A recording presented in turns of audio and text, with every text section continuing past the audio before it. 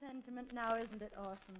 Love, I mean. Oh, indeed it is, Gracie. They say it makes the world go round. I think it really is indirectly the answer to why most men do the things most men do, mostly. Well, the answer to that, Orson, is women. Mm-hmm. Well, they do say there's a woman behind every skyscraper. I don't know about that, but women are great ones for getting things done, come what may. I found that out. I was thinking of an American major I read about recently who found it out in a rather surprising way. He was driving along a deserted road somewhere in the middle of England with his chauffeur, a rather timid but nonetheless chatty corporal named Tittle. Corporal Fiddle. Yes, sir? How can you see through that windshield? It's filthy. I'm sorry, sir. And that uniform of yours is a disgrace to the United States Army. Yes, sir. And watch the road while you're driving. Want to have an accident? No, Mother. Mother! Sorry, sir, a slip. Fiddle, a slip of that kind is basic training for a court-martial. Explain yourself. Well, sir, you see, I've always lived with my mother, and she's a backseat driver, too.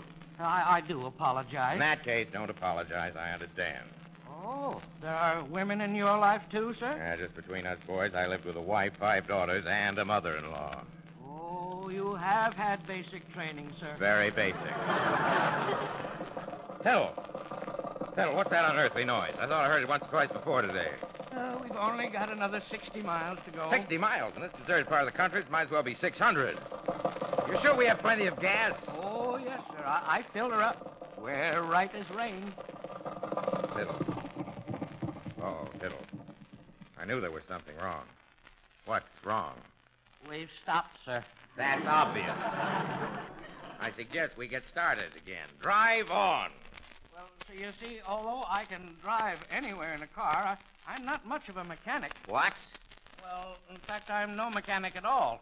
Mother always fixed our car. Too bad they didn't draft your mother. Thank heaven there's a farmhouse right up the road. We can phone for help. Sir, the woman of the house is running down to the front gate. We're in luck. Preserve me from any more such luck. Oh, look, sir.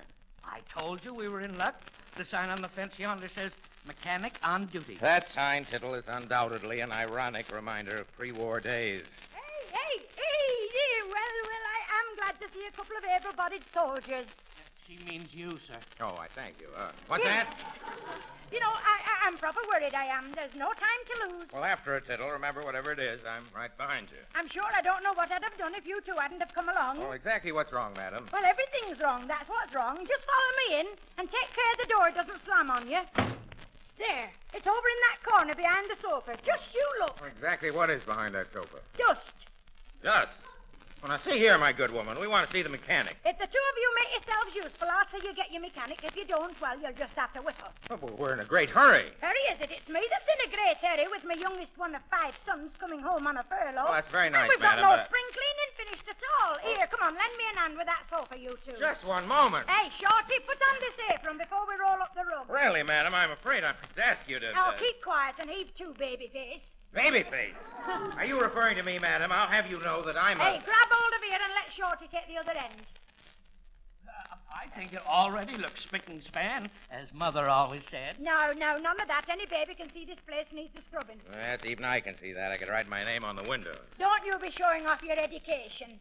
I say, fetch me a ladder, babyface. Madam, do you realize that I'm Going up the ladder, that's right. You take down the curtains. Good lad. If we must be handymen for you, we must. But not one stick of furniture will either one of us lift till we've seen your mechanic. Shorty, take down them curtains. Until we see a mechanic, you will not touch those curtains, Corporal Fiddle. And that's an order. Here, who do you think you are ordering that little fella around like that, you big bully? Fiddle, do as I say. If I was you, babyface, I'd lend him an hand. Take them curtains down, Shorty. Fiddle, don't you do it.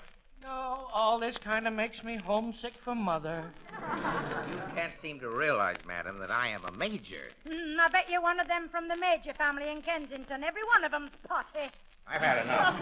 Where's your phone, madam? We must call a mechanic. Oh, there's no phone, and once and for all, if you won't be getting a mechanic either, if I don't get my house in order. Now, will you help or will you not? Well, it looks like we're outmaneuvered. Corporal, regulations say we gotta cooperate at all times. Yes, sir. Corporal, I want you to remember that in this instance, we are the victims of an enveloping movement which has outflanked us. cut us off from our base of supplies, and completely destroyed our communications. Thus it is that we are not retreating, but merely shortening our lines.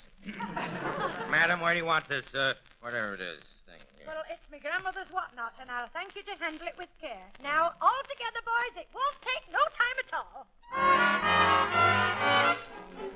Shorty, take the piano bench. Where shall I put this chair? Mother always cleans the windows first. Grab a hold of this table, boys. These curtains ought to be sent to the Board of Health. My sons say I'm no housekeeper, but you can see they're all wrong. I haven't done so much housework since Mother took up riveting. There, now the furniture's all out and we haven't broken the camel's back. I can't say the same for mine.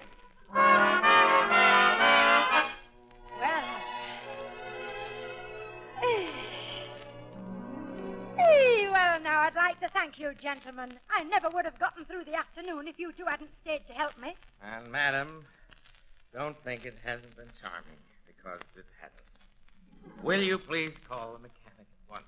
I will, sir. And here I am. I'm the mechanic. Sherman was right.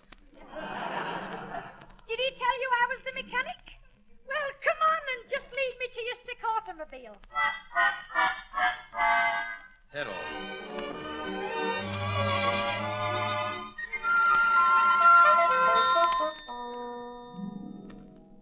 Something tells me we have walked into a booby trap.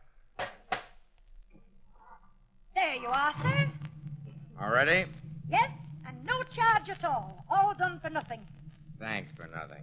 Exactly what was wrong? Make a note of this, Fiddle. Well, the thingamabob was just unhooked from the gadget, sir. All I did was to flicker the dingus and screw the hingy-do a little bit tighter. Good. Got that, Fiddle? Right, sir. But just how do you spell hickey-do? Tiddle, a little knowledge is a dangerous thing. Drive on.